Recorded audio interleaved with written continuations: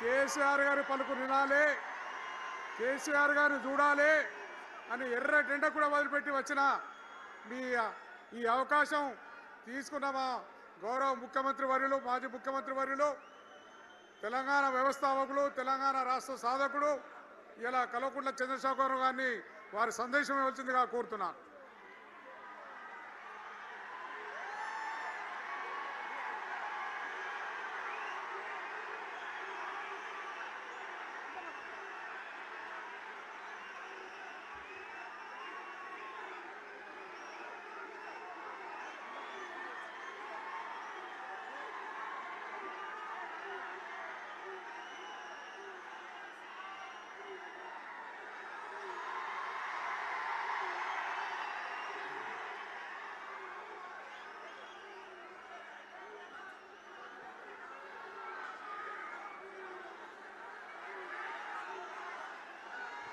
సభాధ్యక్షులు,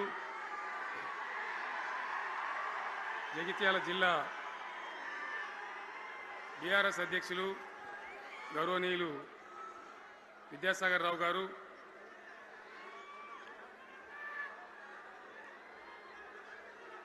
గౌరవనీయమైన తెలంగాణ శాసన మండలి ప్రతిపక్ష నాయకులు గౌరవనీయులు సిరికొండ మత్స్యోనాచారి గారు, శాసన మండలి సభ్యులు ఎల్ రమణ గారు, దేశపతి శ్రీనివాస్ గారు, శాసనసభ్యులు మాజీ మంత్రివర్యులు గంగుల కమలాకర్ గారు, కోరుట్ల ఎమ్మెల్యే డాక్టర్ సంజయ్ గారు, హుజురాబాద్ ఎమ్మెల్యే పాడి కౌశిక్ రెడ్డి గారు, జనగామ ఎమ్మెల్యే గౌరవనీయులు పల్లా రాజేశ్వర రెడ్డి గారు, ఇదే ప్రాంతానికి చెందిన మరో మాజీ మంత్రివర్యులు గౌరవనీయులు కొప్పుల ఈశ్వర్ గారు, పేర్లు చాలా ఉన్నాయి, తెల్లారితో చదవానంటే.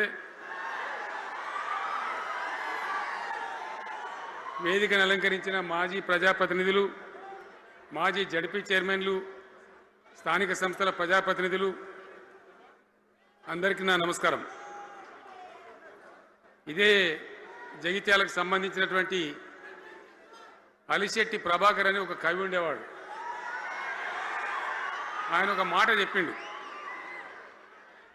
చీకట్లో జడుసుకుంటే ఒక చెట్టే నీ చుట్టూరా అరణ్యమై భయపెడుతుంది,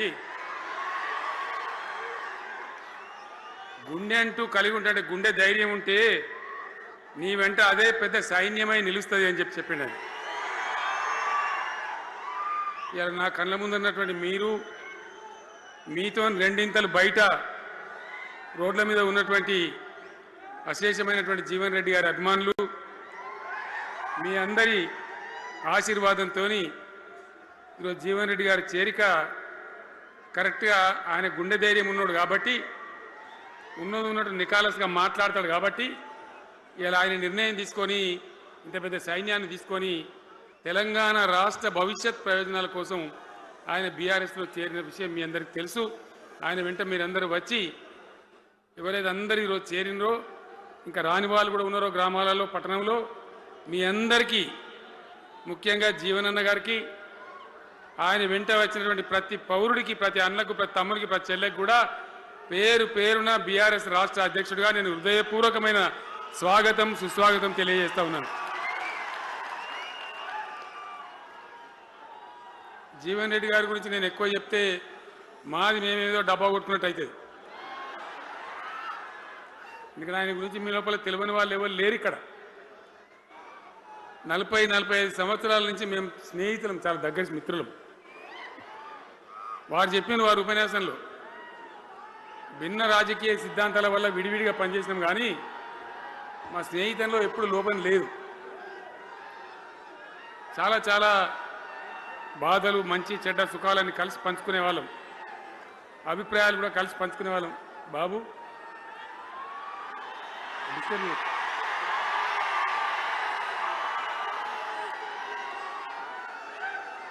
మంది లొల్లి పెట్టడం కూడా కాదురా వారు.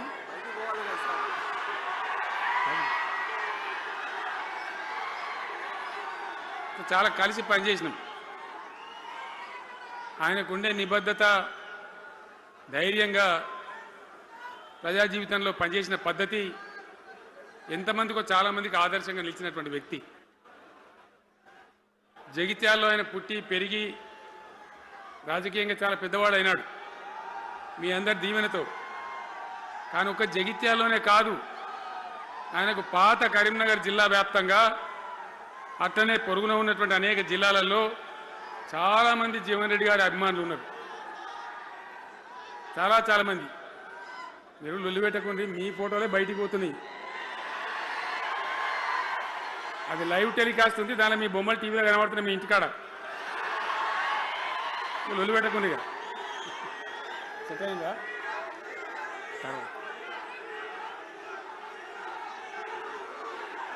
సో అట్లా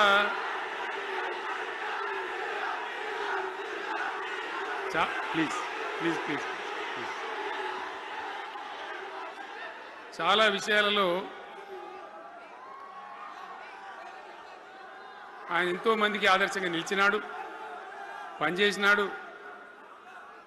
ఈ ప్రాంతం గురించి తన ప్రాణం పెట్టి పనిచేసినాడు. ఆయన మంత్రిగా ఉన్నా, ఇంకో హోదాలో ఉన్నా, ఎమ్మెల్యేగా ఉన్నా, ప్రతిపక్షంలో ఉన్నా తన ఏరియా అభివృద్ధిని ఏనాడు కూడా ఆయన విస్మరించలేదు. లేకపోతే అన్ని పర్యాయాలు మీరు ఎందుకు గెలిపించారు, ఎందుకంత గుండెల్లో పెట్టుకున్నారు? నేను ముఖ్యమంత్రి అయినా వారు ప్రజాప్రతినిధిగా కరీంనగర్లో జరిగినటువంటి సభకు వచ్చింది. అందరూ మాట్లాడిన చాలామంది, తాను మాట్లాడుతూ ఒకటే మాట కోరిండు. అయ్యాక బోర్నపల్లి అనే కాడ గోదావరి మీద ఒక బ్రిడ్జ్ అవసరం మాకు, అది కంపల్సరీ కావాలి అంటే నేను ఇక ఓదాలు బీదాలని మర్చిపోయి ఏంది జీవన్న మళ్ళీ చెప్పండి అని చెప్పిండు ఆయన. వెంటనే అక్కడి నుంచి ఆదేశాలు ఇచ్చి 70-80 కోట్ల రూపాయలు మంజూరు చేసి ఆ బ్రిడ్జి అప్పుడు కట్టించినాం. తన యొక్క నియోజకవర్గం పట్ల, తన ఏరియా పట్ల, తన పరిసర ప్రాంతాల ప్రజల పట్ల ఆయన కనపరిచిన ప్రేమ అదంతా కూడా చాలా అద్భుతం. అందుకే ఆయనకు అంత మంచి పేరు కూడా ఉంది. అది నాకంటే మీకందరికి బాగా తెలుసు. ఈ మధ్య వీళ్ళందరూ తయారైన కదా, ఎవరు అంటే సర్వేలు చేసి ఇస్తారు. జీవన్ రెడ్డి గారు బీఆర్ఎస్లో చేరితే ఎట్లా ఉంటుంది ఏం కథ అని ఒక 2-3 వచ్చి సర్వేలు చేసింది. మీ నియోజకవర్గం కాదు, మీ నియోజకవర్గంలో ఆడంబాంబే పేలిపోయింది, దానిలో మాటనే లేదు. అసలు జగిత్యాల నియోజకవర్గం గురించి చర్చ లేదు. కానీ వాళ్ళు ఏం చెప్పినా సర్వే వాళ్ళు పక్కనున్న సొప్పదండి కావచ్చు, ధర్మపురి కావచ్చు, మేరిట్ల కొట్టుపల్లి కావచ్చు, ఇంకా చాలా కాన్స్టిట్యున్సీలు కావచ్చు, చాలా ప్రభావం ఉంటుంది జీవన్ రెడ్డి గారిది. ఒక అద్భుతమైనటువంటి దీంతో రాజకీయమైన ఇది వస్తుందని చెప్పి వాళ్ళు సర్వే చేసి చెప్పినారు. అది జీవన్ రెడ్డి గారికి ఉన్నటువంటి విశిష్టత. ఒక నియోజకవర్గానికో 10 మందికో కాకుండా తనకు ఏ హోదా లభించినా, ఏ హోదాలో పనిచేసినా చాలా బ్రహ్మాండంగా ఆయన ఇక్కడ ప్రాంతం కోసం తపన పడ్డాడు. ఒక ఉదాహరణ మీకు కనపడుతుంది. పేరు ప్రతిష్ట లేని వ్యక్తులు గ్రాడ్యుయేట్స్ కాన్స్టిట్యున్సీలో ఎమ్మెల్సీగా నిలబడితే గెలవరు.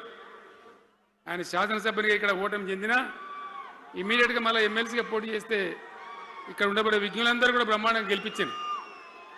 ఎందుకు వాళ్ళు ఎందుకు అంటున్నా? అట్లా కాదు కదా, ఇక్కడ నేను మొత్తుకుంటున్నా, అక్కడ నువ్వు మొత్తుకుంటున్నావు, అర్థమవుతుందా?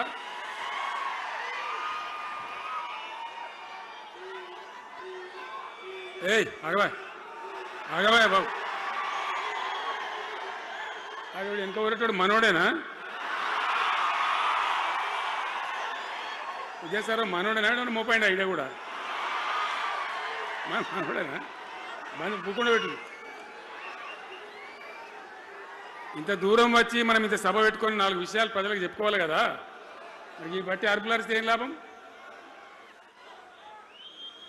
సో అట్లా జీవన్ రెడ్డి గారు తన రాజకీయ ప్రస్థానాన్ని ఒక సమితి ప్రెసిడెంట్గా ప్రారంభించి ప్రజా సమస్యల మీద పోరాటం చేసి సివిల్ లిబర్టీస్లో కూడా అడ్వకేట్గా నాడు ఎంతోమందికి పౌర హక్కుల సంఘానికి కూడా మద్దతు ఇచ్చి అచ్చమైన నికార్సైనటువంటి ప్రజా కార్యకర్త నిరూపించుకొని అంచెలంచెలుగా ఎదిగి ఇంతకుముందే ఆయన చెప్పినట్టుగా అనేకమైనటువంటి పదవులు ఆయన చూసినాడు. పదవులైన కొత్త కాదు, బ్రహ్మాండంగా శాసనసభ్యుని గెలవడం, మంత్రి పదవులు అలంకరించడం, అనేక రంగాలలో అనేక రకాలుగా పనిచేయడం అంతా కూడా మీకు తెలుసు. నేను కొత్తగా చెప్పే అవసరం లేదు. నేను ఒక్కటే మాట మీకు మనవి చేస్తా ఉన్నా. జీవన్ రెడ్డి గారు నేను మొన్న కలిసినప్పుడు ఒక మాట అనుకున్నాం. మేము ఎట్లా ముందుకు పనిచేద్దాం ఏంది, మేము ఇద్దరు మూలకోలం అనుకొని ఒక కుటుంబంలో అన్నదమ్ములాగా పనిచేద్దామని చెప్పిన నేను. ఇంత ప్రేమగా అంటే మనం కుటుంబంలాగా ఈ పార్టీకి బ్రహ్మాండమైన ఒక పిల్లర్స్ లాగా పనిచేసి ముందుకు తీసుకొని పోదామని చెప్పి నేను చెప్పడం జరిగింది. ఈరోజు పార్టీలో వారు చేరిన వెంటనే చాలా బ్రహ్మాండమైనటువంటి మనకు ఒక ఊపు వస్తూ ఉంది. నేను జీవన్ రెడ్డి గారిని కోరుతా ఉన్నా, జగిత్యాల మందం కాదు, జగిత్యాల జిల్లా కాదు, పాత కరీంనగర్ జిల్లా కాదు, మీరు ఆదిలాబాద్ చూడాలి, నిజామాబాద్ చూడాలి, పరిసర జిల్లాలు చూడాలి. పార్టీ ప్రధాన కార్యదర్శిగా ఈ నిమిషం నుంచి నేను అపాయింట్ చేసుకుంటా ఉన్నాను. బ్రహ్మాండంగా ఈ ప్రాంతం అంతా కూడా మీ సేవలు అవసరం ఉన్నాయి పార్టీకి. అదే కాదు, 600 ఏది ఏమైనా ఏమవుతుంది, 100% మళ్ళా బీఆర్ఎస్ గవర్నమెంట్ వస్తుంది. వస్తుందా? వస్తుందంటూ చేయలేవట్టుంది. ఒకసారి కెమెరాలు కడ దింపున్నారా బాబు? వస్తుంది కదా. ఇవాళ జీవన్ రెడ్డి గారు పార్టీలో బాబు కౌశిక్ రెడ్డి ఇక్కడ ఆగబట్టరు వాళ్ళు.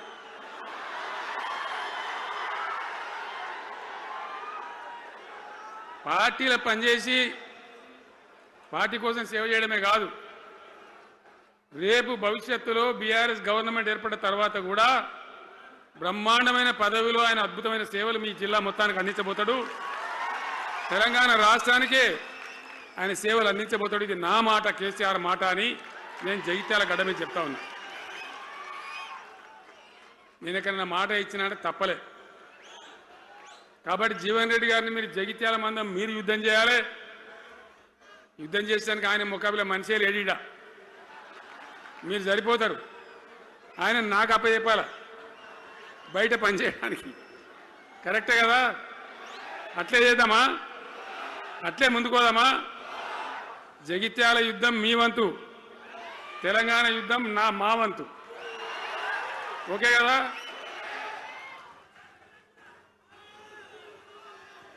ఇప్పుడు ఏమైతుంది? ఏం కావాలి?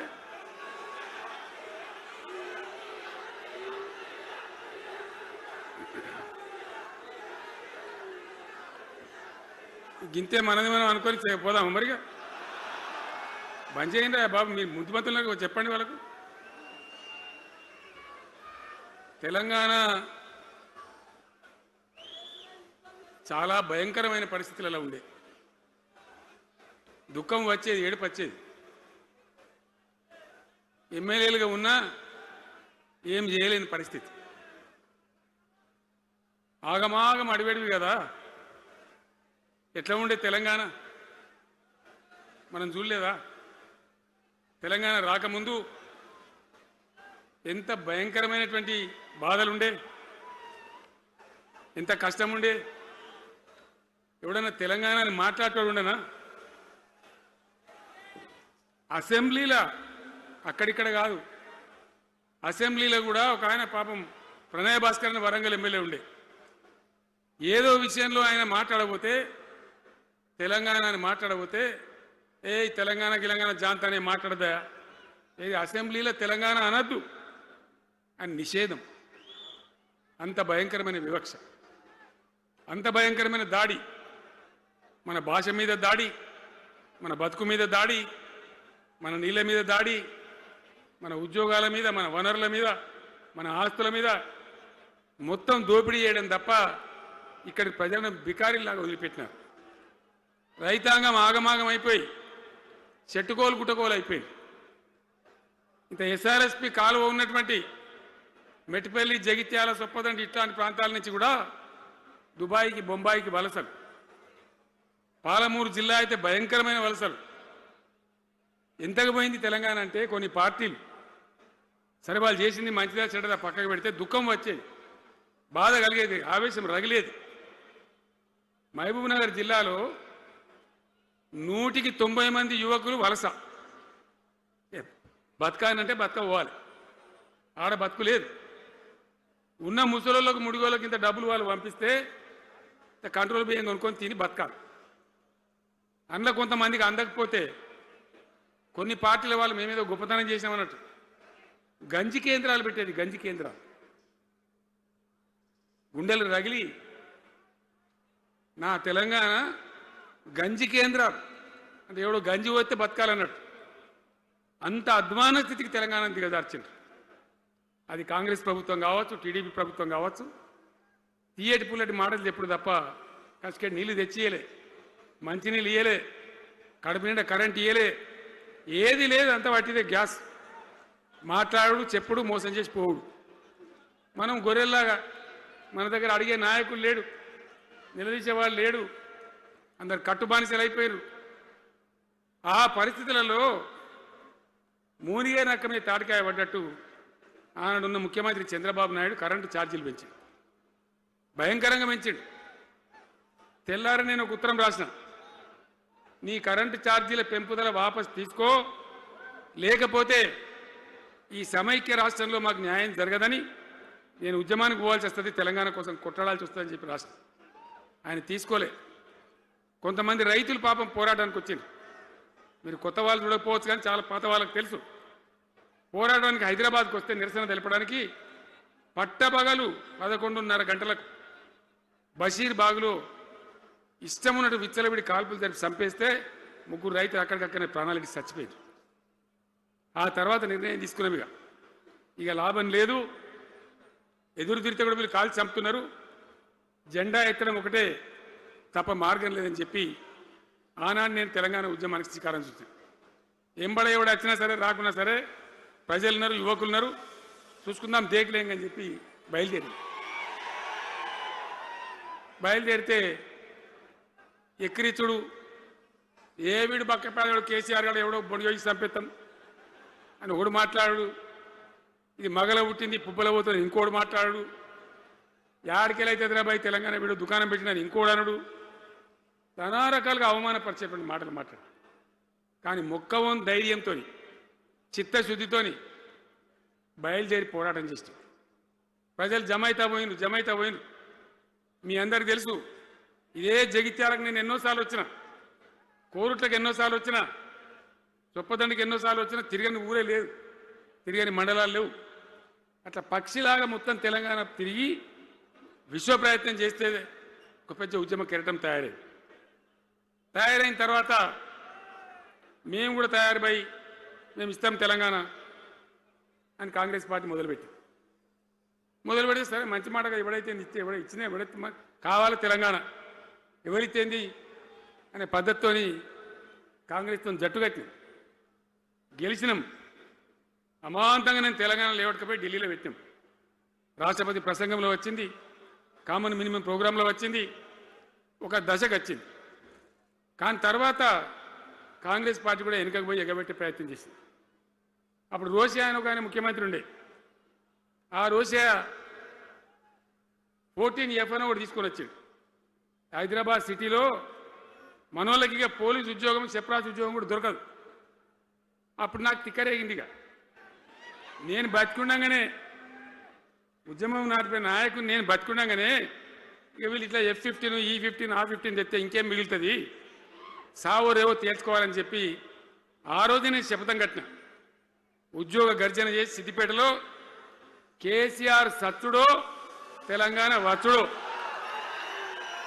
ఈ తల్లి ఆంధ్రకనే మంచిగా దేకలేంగని చెప్పి ఆ శపథం చేసి ఆనాడు ఆమరణ నిరాదీక్షకు బయలుదేరితే మొత్తం తెలంగాణ అల్లకల్లోలమైంది. మీరు కూడా ఎక్కడోన్లు అక్కడ 100,000 గ్రామాలలో టెంట్లు, లొల్లులు, పార్లమెంట్లో అల్లకల్లోలం, ప్రజలంతా గందరగోళం చేస్తే అప్పుడు ఒక ప్రకటన ఇచ్చింది. చిదంబరం అంటే ఆయన వచ్చి హోంమంత్రి, తెలంగాణ ఏర్పాటు చేస్తామని నువ్వు దీక్ష బంద్ చేయి. నమ్ముతాం కదా, కేంద్ర హోంమంత్రి చెప్పినాక మరి నమ్మాలి కదా. దీక్ష బంద్ చేసినాం. తెల్లారి ఆంధ్రోలు మొత్తం రాజీనామాలు డ్రామా. మూడో రోజుకి మళ్ళీ వెనక్కి వెళ్ళిపోయింది. మళ్ళీ అప్పుడు జేఏసీ తయారు చేసి అన్ని పార్టీలను పెట్టి నానా తంటాలు పడి మళ్ళీ ఒక 3.5 ఏళ్ళు భయంకరంగా కొట్లాడితే మీరందరూ ఎక్కడి వాళ్ళు అక్కడ ఆశీర్వచనం ఇస్తే మీ ప్రేరణతోని మీ స్ఫూర్తితోని చివరికి తెలంగాణ రాష్ట్రం వచ్చింది కదా. వచ్చిన తర్వాత మీరేం చేసినారు? దీని మంచో చెడనో చూసే బాధ్యత నీకే అని చెప్పి నాకు అప్పచెప్పి పని మొదలు పెట్టాలి. ఎట్లా కొత్త కుండలో ఈగ వచ్చినట్టు. దీని ఆర్థికం తెలియదు, కథ తెలియదు. చాలా చాలా కష్టమైనటువంటి క్లిష్టమైన పరిస్థితి. అంత అలకటి పని కాదు. ఏం చేయాలా? ఎక్కడికక్కడ పెద్ద భయంకరమైనటువంటి బాధ, చాలా ఇబ్బంది. ఇదే జిల్లాల చాటిపల్లి ఉంటుంది, చొప్పదండి మండలంలో జిఆర్ రెడ్డి గారు అని చెప్పి పెద్ద ఆర్థిక శాస్త్రవేత్త. ఆయన బీహార్లో పనిచేస్తూ ఉండే. నేనే స్వయంగా జిఆర్ రెడ్డి గారికి ఫోన్ చేసి, అన్నా మన సొంత రాష్ట్రం వచ్చింది, మనం బాగు చేసుకోవాలి, మీరు రావాలి అని పిలిపించుకొని అట్లాంటి వాళ్ళందరినీ సమూహపరచుకొని ఒక ఎజెండా వేసుకొని బయలుదేరి. అంతకుముందు సమైక్య రాష్ట్రంలో మొత్తం తెలంగాణ చెరువులు నాశనం చేసింది. కాకతీయ రాజులు తవ్వించిన చెరువులు ఉండే మనకు బ్రహ్మాండంగా ఒక 75-80 వేల చెరువులు ఉండే. ఆంధ్ర పాలకుల సమైక్య పాలనలో మొత్తం నాశనం పట్టేసిండ్రు, కబ్జాలు పెట్టిండ్రు, నాశనం పట్టిండ్రు. చివరికి 40-44 వేల చెరువులు ఉండే. ఎక్కడ మొదలు పెట్టాలి, ఎవరి పేరు పెడితే బరకత అవుతుంది అని ఆలోచించి ఏ కాకతీయ రాజులైతే మనకు అన్నం పెట్టినరో వాళ్ళ పేరుతో ఇది బాగా చేయాలని చెప్పి మన మొట్టమొదటి కార్యక్రమం మిషన్ కాకతీయ. ఎందుకు మిషన్ కాకతీయ? ఆ చెరువుల దరిద్రం వదిలిస్తే, వాటిని బందోబస్తు చేస్తే, వాటిలో నీటి నిల్వ సామర్థ్యం పెరిగితే గ్రౌండ్ వాటర్ పెరుగుతుంది, బోర్లు బాగా నీళ్ళు వస్తాయి. కాబట్టి అక్కడి నుంచి ప్రారంభించి చేసినాం.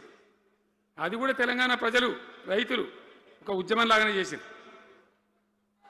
మట్టి తీసుకొని పోండి, సారవంతంగా ఉంటుంది, మీ పొలాలలో పోసుకోమంటే లక్షల ట్రాక్టర్ల మట్టి తీసుకొని పోయింది తెలంగాణ రైతాంగం.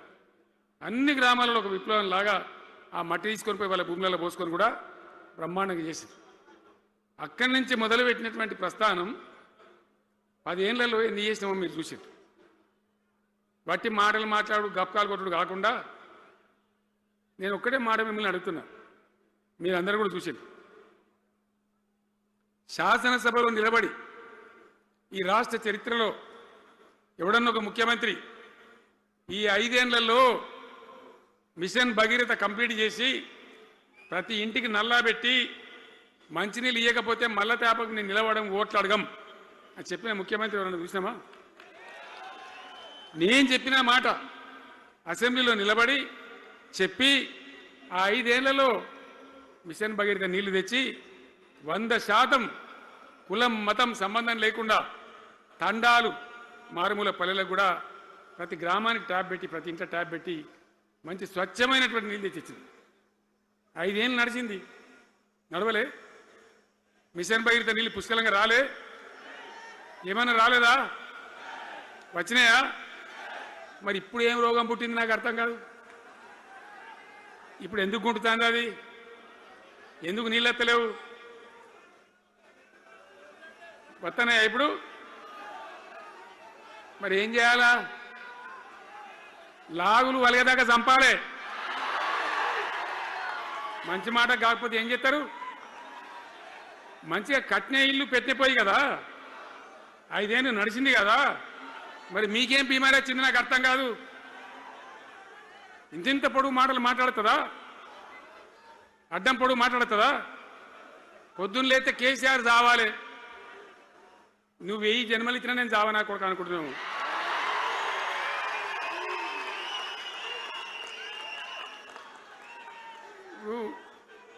ఉట్టి మీద దాచిపెట్టిరు, మన ఇళ్ళలో దాతారు కదా. ఏది ఉట్టి ఉట్టి అని ఉంటుంది. ఇప్పుడు మీకు తెలుసో లేదో కానీ ఇప్పుడు ఈ మధ్యలో ఫ్రిడ్జ్లు మోపింది, మునుపు ఉట్టి అనేది ఉంటుండే. ఎండిపోయిన చేపలోకి నీ రొయ్యలో అవి ఉంటుంది, వరుగులు ఉంటే దాంట్లో పెడుదురు. పిల్లికి అందదా ఉట్టి, కింద కూసుకొని శాపం పెడతా ఉంటుంది, తెగాలే పడాలి, తెగాలే పడాలి. పిల్లి శాపానికి ఉట్టి తెగుతుందా? మరి ఈ విధవారు కేసీఆర్ చావాలంటే కేసీఆర్ దత్తడా? మీ దీవెన మీ ఆశీర్వచనం ఉంటే జీవన్ రెడ్డి గారు అన్నాడు నాకు 75 ఏళ్ళు వచ్చినాయి. జీవన నేను చెప్తున్నా నాకు కూడా 72 వచ్చినాయి. నీ వెనకనే నేను కూడా లైన్లోనే ఉన్నా. నేను ఒక్కటే మాట చెప్తున్నా,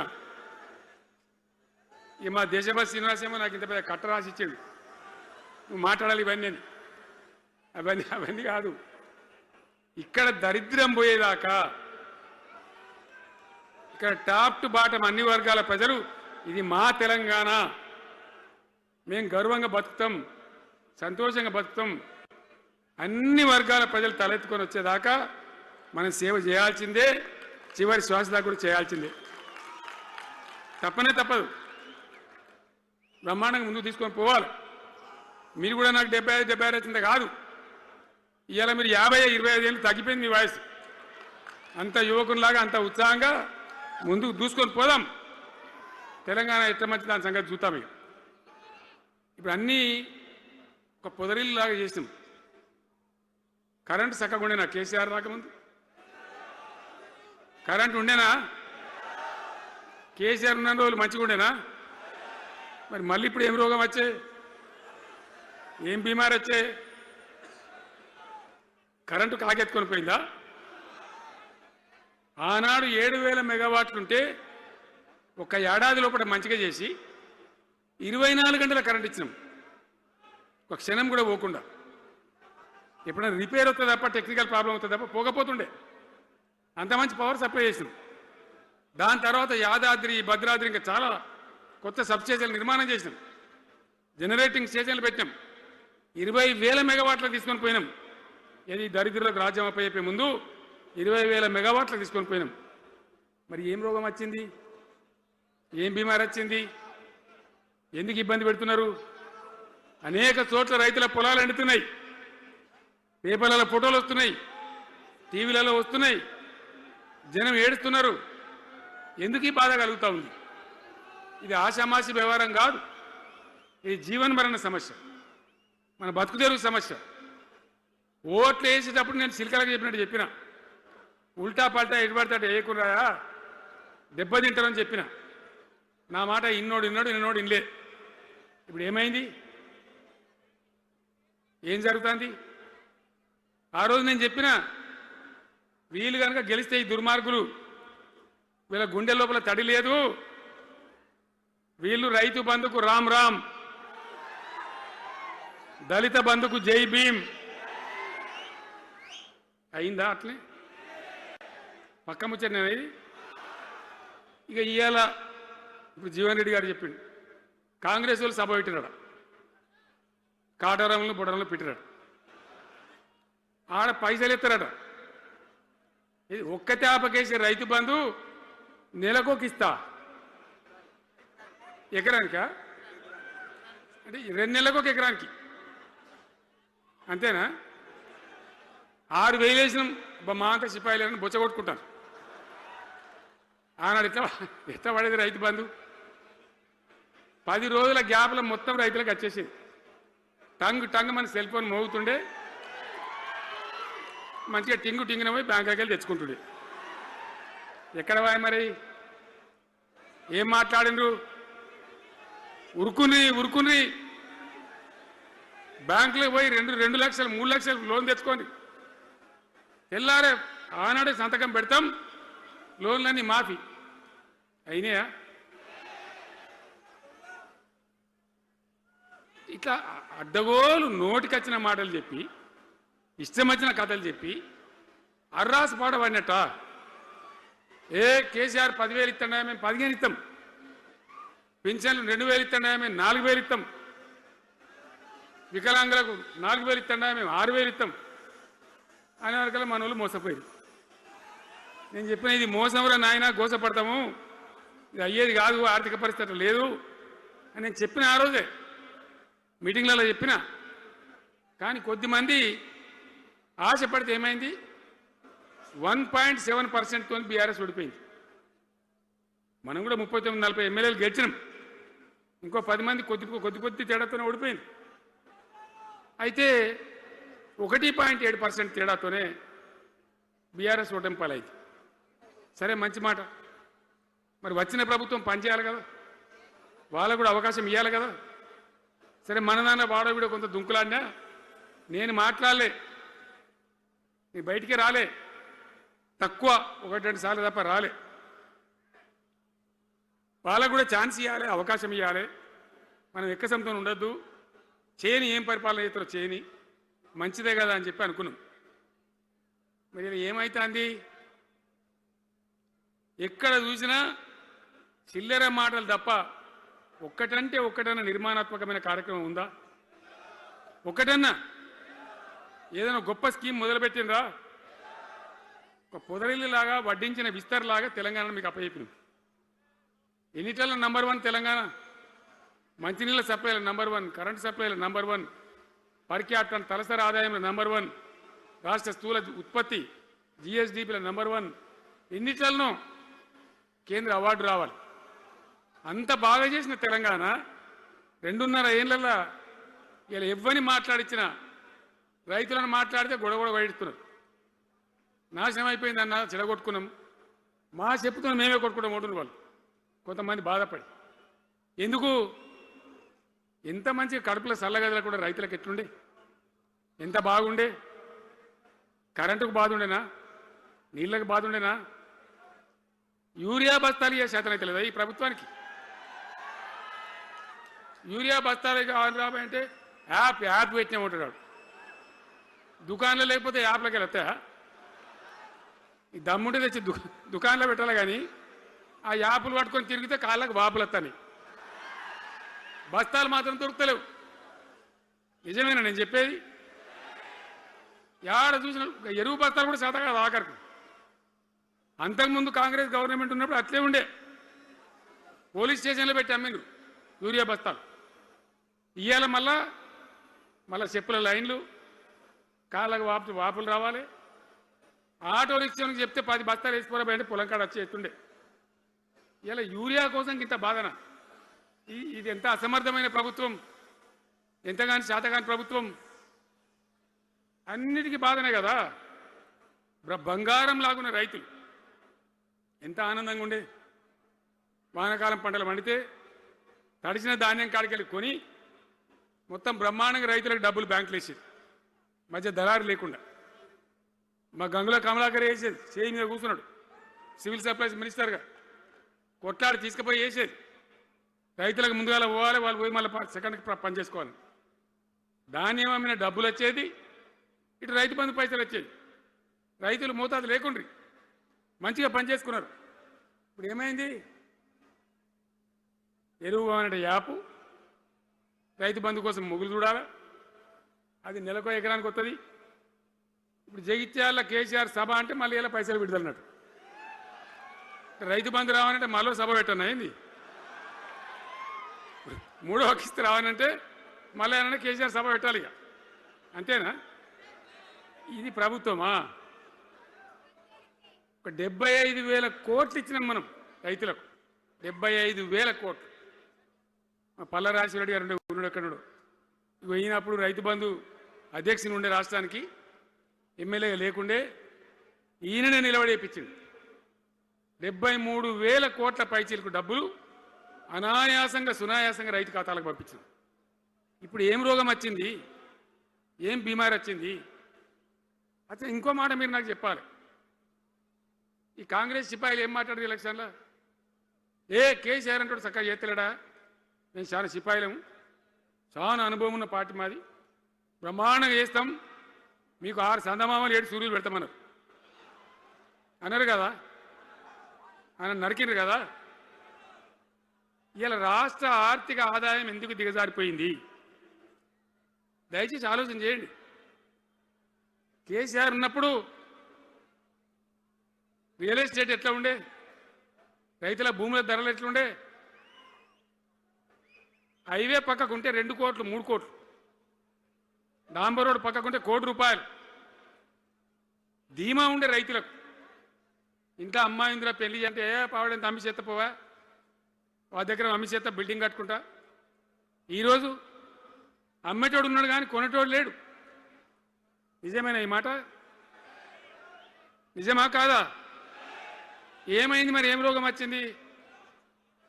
రాష్ట్రంలో ఏ వాళ్ళని మాట్లాడించినా, ఎవరిని అడిగినా ఇదే బాధ.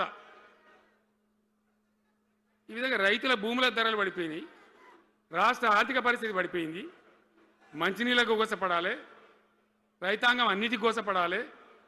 ఇవాళ మక్కలండి, మక్కలు వచ్చినాయి. పెడితే కొంటమని చెప్పారు, కొనకపోతే కొనమని చెప్పారు. ఈ శాతకాన్ని దొంగతనం ఎందుకు? లోపల అధికారులకేమో కొనకూడదని చెప్తున్నారు, మీది కొంటమని చెప్తున్నారు. మక్కలు కొనే ధీమా ఉందా? ఇవాళ కొంటుండ్రా? వడ్లు కొంటుండ్రా? కొనకపోగా మళ్ళీ ఇంకా బోనస్ ఇస్తామని ఒక బోగస్ మాట. ఎవరికైనా నచ్చిన బోనస్ వస్తుందా? వాటిదే బోనస్, అంత బోగస్. ఈ విధంగా పంట వేసిన కాడ నుంచి పంట కొనుగోలు దాకా బీఆర్ఎస్ ప్రభుత్వం అన్న నిలబడ్డది, రైతులకు తోడుగా నిలబడ్డది, రైతులను ఆదుకున్నది. ధాన్యం తడిచిపోతే కూడా కొన్నది. కానీ ఇలా రైతాంగం అంతా ఆగమాగం. రైతు బంధు ఎప్పుడవుతుందో తెలియదు, ధాన్యం కొనరో తెలియదు, కొంటే పైసలు తొందరగా వస్తాయో రావో తెలియదు. చాలా సతమతమవుతున్నారు. రైతులను మాట్లాడితే చాలా తప్పు చేసుకున్నాం సార్, పొరపాటు అయిపోయింది అని బాధపడుతున్నారు. మంచిగా ఉండ్రి, మళ్ళీ వాళ్ళ ఆత్మహత్యలు స్టార్ట్ అవుతున్నాయి. వాళ్ళకి ఇచ్చే ఆర్డర్లన్నీ బంద్ చేసిండ్రు, ఇంకెవరికి ఇస్తారట కమిషన్ల కోసం, అది వాళ్ళని అవస్థ పెడతా ఉన్నారు. ఉద్యోగులు ఆనాడు మనం 72% ఇచ్చినాం.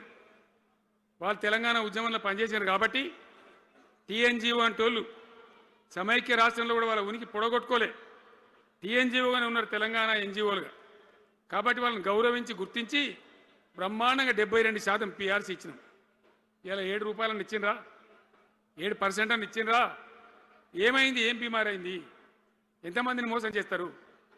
ఆఖరికి వస్తే పరిస్థితి ఏంది? ఇలా రాష్ట్రంలో రిటైర్డ్ ఉద్యోగస్తులకు కూడా వాళ్ళకి రావాల్సిన బకాయి, వాళ్ళు దాచుకున్న డబ్బులు వీళ్ళు ఇచ్చే మెహర్బానేం లేదు, ఆ డబ్బులు కూడా ఇచ్చే పరిస్థితి లేదు. ఆటో రిక్షా కార్మికులు మాట్లాడితే అన్న ఈరోజు పనికి మాలిన ఫ్రీ బస్సు పెట్టిండ్రు, మా పుట్ట కొడుతున్నారు, మేము నాశనం అయిపోయినారు, వాళ్ళు ఏడుస్తూ ఉన్నారు. పిల్లలకు అది నేమ్ పెట్టలే.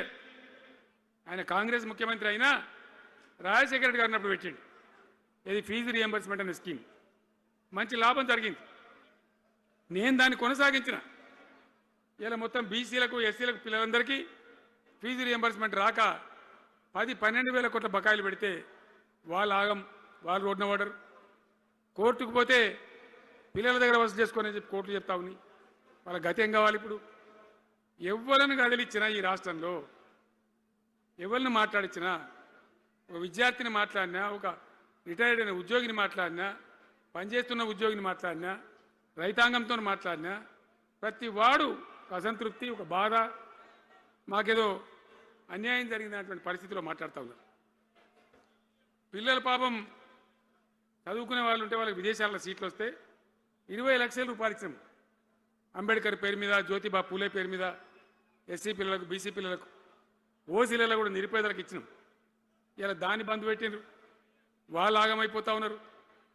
అన్నీ కూడా సర్వనాశనం చేస్తూ ఉన్నారు.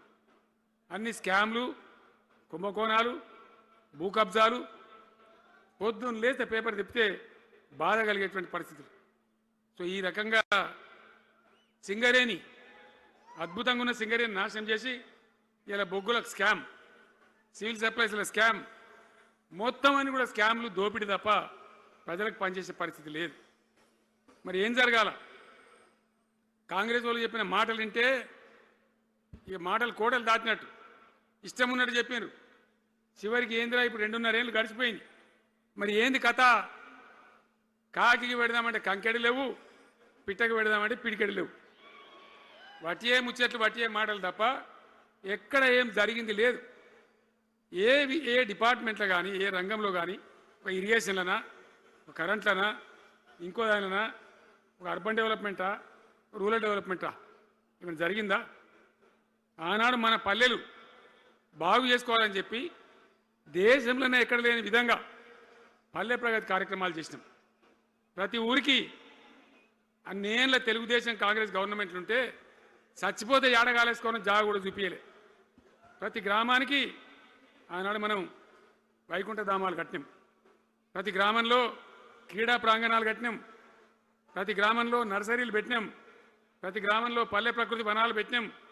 ప్రతి గ్రామ పంచాయతీకి ట్రాక్టర్ ఇప్పించినాం. అన్నాడు చెత్త తీసేది. ఇలా పనిచేస్తున్నాయి ట్రాక్టర్లు. ఊళ్ళలో ట్రాక్టర్లు పనిచేస్తున్నాయన్నా, మూలకు పడ్డాయి, డీజిల్ పోసే దిక్కులేదు.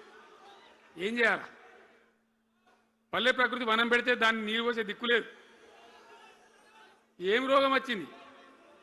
ఏం బాధ? డీజిల్ లేదా? ఆ తెలివి కూడా లేదా? ఆ రోజు నేను చెప్పిన ఆర్థిక శాఖ కార్యదర్శిని పిలిచి అవసరమైతే ఎమ్మెల్యేల జీతాలు బంద్ పెట్టుండ్రు కానీ గ్రామ పంచాయతీల డబ్బులు మాత్రం విడుదల చేయండి అని చెప్పిండు. అంత టెన్షన్గా డబ్బులు పంపించేది, కార్యక్రమాలు జరిగేది, గ్రామాలు మంచిగా ఉండేది. అది నాశనం పట్టిండ్రు. మున్సిపాలిటీలు అయితే మురిక్కుపాలు అయిపోయినాయి. మరి ఏం చక్కగా ఉన్నట్టు? ఏం బాగున్నదన్నా?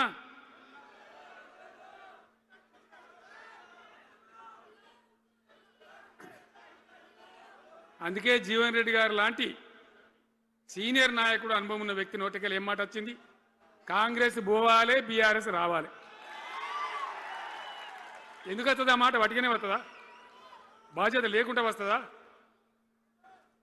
ఏది చూసినా కూడా చక్కదనం లేకపోతే, పొద్దున్న లేతే దోపిడి తప్ప ఇంకోటి లేకపోతే ఎందుకు ఈ పరిస్థితి వస్తుంది? రాష్ట్ర ఆర్థిక పరిస్థితి నాశనం, ఉద్యోగస్తులు ఆగం, రిటైర్డ్ ఉద్యోగస్తులు ఆగం, విద్యార్థుల జీవితాలు ఆగం, ఆటో కార్మికుల జీవితాలు ఆగం. ఎవడు చక్కగా ఉన్నాడు? సంతృప్తి ఎవరున్నారు? ఏం జరుగుతూ ఉంది? ఇది ఈ రాష్ట్రంలో ఉన్న పరిస్థితి. ఇక నేను చెప్పానంటే తెల్లారిదాకా చెప్పచ్చు. నేను ఒకటే మీద మనవి చేస్తూ ఉన్నా, ఖచ్చితంగా మళ్ళీ ఎట్టి పరిస్థితులలో ఎవరు ఏమన్నా సరే ఖచ్చితంగా రావాలి. ఇంకా ఈ అందానికి ఒకటి బోడముండ హైడ్రాని తెచ్చిపెట్టింది. దానికి ఆ హైడ్రాకు ఆ పిసిసి ప్రెసిడెంట్ అని ఉంటాడు ఆయన, కాంగ్రెస్ కమిటీ అధ్యక్షుడు, ఆయన నిజామాబాద్లో పోయి చెప్తుండు, హైదరాబాద్లో హైడ్రా, నిజామాబాద్ కూడా తెత్తాం బిడ్డ, నిజామాబాద్లో నిడ్రా, రేపు జగిత్యాలలో కూడా జిడ్రా అంటాడు. ఇక అది ఏం కావాలి? మొత్తం పేదల కొంపలన్నీ కూల్చుడేనా? కేసీఆర్ రాజ్యానికి వచ్చినప్పుడు 3.5 లక్షల మందికి పేదలు ఎక్కడ ఉన్నారో అక్కడనే పట్టాలు ఇచ్చినాం. వాళ్ళని ఆగం చేయకుండా పాపం గరీబోళ్ళు 3.5 లక్షల కుటుంబాలకు హైదరాబాదు చుట్టుపక్కల వేరే పట్టణాల్లో కూడా పట్టాలు ఇచ్చిన వాళ్ళని బతకనిచ్చినాం. ఇలా ఏం కూలగొట్టుడు? అది పుస్తకాలు కూడా తీసుకుని పోరాటాలు చదువుకునేటి అంతే గిరితమా? నేను ఒక్కటే మాట మనవి చేస్తా ఉన్నా, గ్యారంటీగా బీఆర్ఎస్ గవర్నమెంట్ వచ్చేది ఖాయం. మొట్టమొదటి రోజుల్నే ఈ ఐటాంటోని ఎత్తి అవతల వరేస్తామని చెప్పి నేను మనవి చేస్తా ఉన్నా. తీసేయన్నా దాన్ని, ఐటాన్ తీసేయనన్నా? పక్క మాటనా? మళ్ళా మొదలు పెట్టిరా? ఇక జరాగు, 5 నిమిషాలు అది అయిపోతుంది. హైడ్రాని పీకేసి మొదటి సంతకంతోనే తీసి చెరువులో వాడేస్తాం దాన్ని. ఇప్పుడు మనం చేయలేం. 46,000 చెరువులు మంచిగా చేసినాం. ఏమన్నా గుడిసె కూడా కొలగొచ్చామా? ఇల్లు కూడా వచ్చామా? ఇదేమి ఇచ్చేంతరం నాకు అర్థం కాదు. మూసి అని దాని ఎంబడి వాడారు, దానికి ఆడ గరీబులు ఉంటారు పాపం. మూసి ఎంబడిన గరీబులను వాళ్ళని ఏమి ఏడిపించుడు? పొద్దున్న లేతే వాళ్ళు నిద్రపోకుండా, వాళ్ళ కంటి మీద కొనుక్కు లేకుండా. అది ఎవరు చేసే ప్రాజెక్ట్ అయ్యేది కాదు, పీకేది అవుతుందా? 15,000 ఇల్లు కూడా కొడతారట. ధర్మమేనా అది? ఈ రకంగా ఒకటి పనికి మాలిన హైడ్రా తెచ్చి మూసి అది చెయ్యాలి, మూసి మంచిగా చేయాల్సిందే వద్దనే వాడు అన్నాడు. అన్ని వేల ఇల్లు కూడా కొట్టడం ఎందుకు నాకు అర్థం కాదు. అలా ఏం లేదు, భూములు కబ్జా పెట్టే రియల్ ఎస్టేట్ దందా తప్ప దానిలో ఏం లేదు. మూసి ప్రజల కోసం కాదు, నగర ప్రజల కోసం కాదు, ఈజీగా చేయగలిగిన దాన్ని, మామూలుగా చేయగలిగిన దాన్ని నాశనం బట్టి దానికి కథం పడతా ఉన్నా. ఏది చూసినా కూడా ఒక రకమైన దోపిడీ, ఒక రకమైనటువంటి గుండాగిరి, అరాచక వ్యవస్థతో ముందుకోతున్నారు తప్ప ప్రజా సంక్షేమాన్ని కాంక్షించి ఒక్క స్కీమ్ కూడా రాలే. ఇరిగేషన్ ప్రాజెక్టులు అన్ని పండబెట్టారు. ఏం రోగం? ఒకనాడు కాకతీయ కాలువ మీద, మన వరద కాలువ మీద మోటార్లు పెడితే ఏం కోసాది? మా శంకరెడ్డి చెప్తా ఉండే ఇంతకుముందు, వేల మోటార్లు పెట్టుకుంటే వచ్చి కోసుకపోదురు, లారీలకు మోటార్లు ఎత్తుకపోదురు. ఇదే వరద కాలువ మీద కేసీఆర్ ఉన్న రోజులు ఎవడన్నా మాట్లాడిందా? మాట్లాడలే. చివరికి ఏం చేసింది మీరు మంచిగా వినాలి. వీళ్ళు మామూలు పని చేస్తలేరు, మన జీవితాలకే బాంబులు పెడుతున్నారు. ఆ రోజు కూడా నరేంద్ర మోడీ ప్రధానమంత్రిగా ఉండే ఆయన ఏం చేసిండు?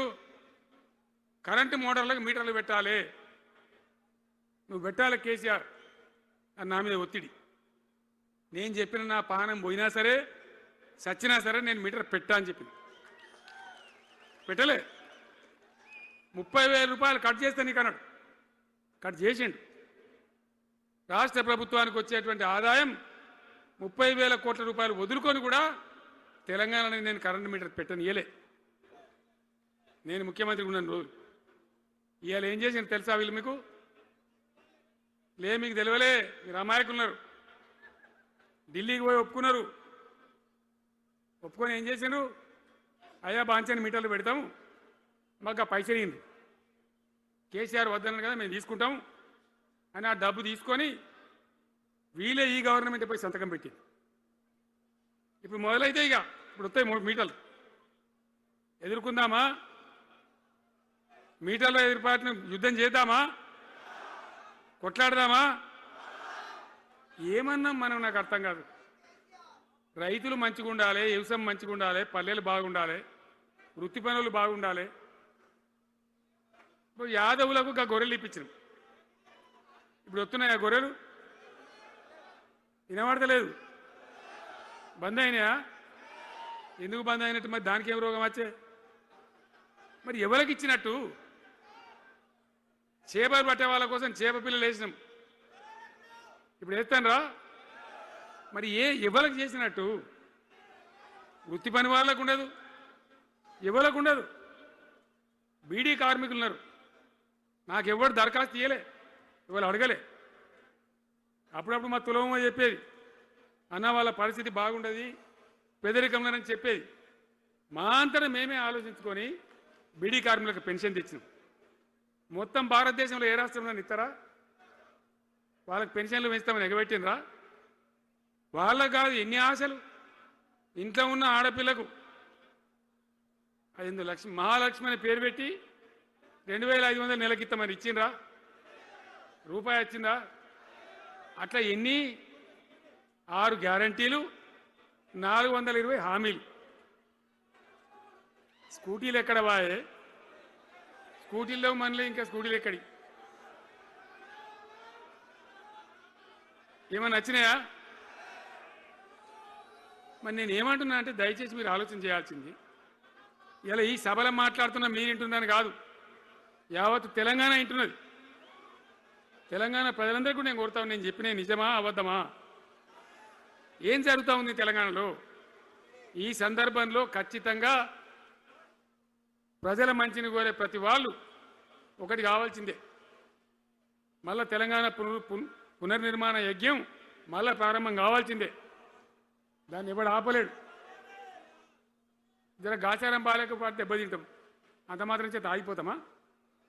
ఊకుందామా? పోరాటం చేయాల్సిందే, వీళ్ళని నిలదీయాల్సిందే. ఖచ్చితంగా తెలంగాణ పునర్నిర్మాణ ప్రక్రియ, ఆ యజ్ఞం మళ్ళా ప్రారంభం కావాల్సిందే. తెలంగాణ ప్రజలు గెలిచి నిలవాల్సిందే. మొత్తం ప్రాజెక్టు పండబెట్టినండి.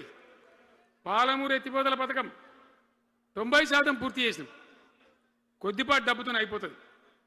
వలసల జిల్లా, కరువు జిల్లా వాళ్ళ నాశనం పట్టింది. అన్ని అబద్ధాలు. ఒక్కటి కూడా ఒక క్రియాన్వితమైనటువంటి ప్రజలకు పనికొచ్చేటువంటి ఏ రకమైన నిర్మాత్మక పని లేకపోగా కూల్చివేతలు, కాల్చివేతలు, పోలీస్ దాడులు, ఎవడన్నా ఎదురుగా మాట్లాడతామని పట్టుకపోవడు. ఇది రాజకీయమా? ఈ రకమైన కథన? దయచేసి మీ అందరితోని నేను కోరేది ఒకటే. చాలా సంతోషం, నేను జగిత్యాలకు వచ్చిన సందర్భంలో జీవన్ రెడ్డి గారు వెంట మీరు తండోపతండాలుగా తరలి వచ్చాను. సభలో ఉన్నదానికంటే బయట చాలా ఎక్కువ మంది ఉన్నారు. మేము రాగా చూసినాం తొవ్వలో చాలా చీరి చేస్తూ ఉన్నారు. మీరు వచ్చిండ్రు, మీ అందరికీ మళ్ళొక్కసారి నేను స్వాగతం చెప్తా ఉన్నా. జీవనన్నతో పాటు బ్రహ్మాండంగా పనిచేద్దాం, ముందుకు పోదాం. ఈ జగిత్యాల జైత్ర యాత్రనే మళ్ళీ మన రాజకీయ శక్తుల పునరేకీకరణ చేసుకుంటూ మనం విజయం సాధించే వైపుగా పోవాలి. తప్పక విజయం సాధించాలి. తెలంగాణ పునర్నిర్మాణ యజ్ఞం పునఃప్రారంభం కావాలి. ముందుకు పోయి మనం విజయం సాధించాలని కోరుకుంటూ మీ అందరికీ కూడా పేరు పేరున ప్రతి ఒక్కరికి ధన్యవాదాలు తెలియజేస్తూ నేను సెలవు తీసుకుంటా ఉన్నా. జై తెలంగాణ, జై తెలంగాణ. సలవడని గట్టిగా చెప్పాలి. జై తెలంగాణ.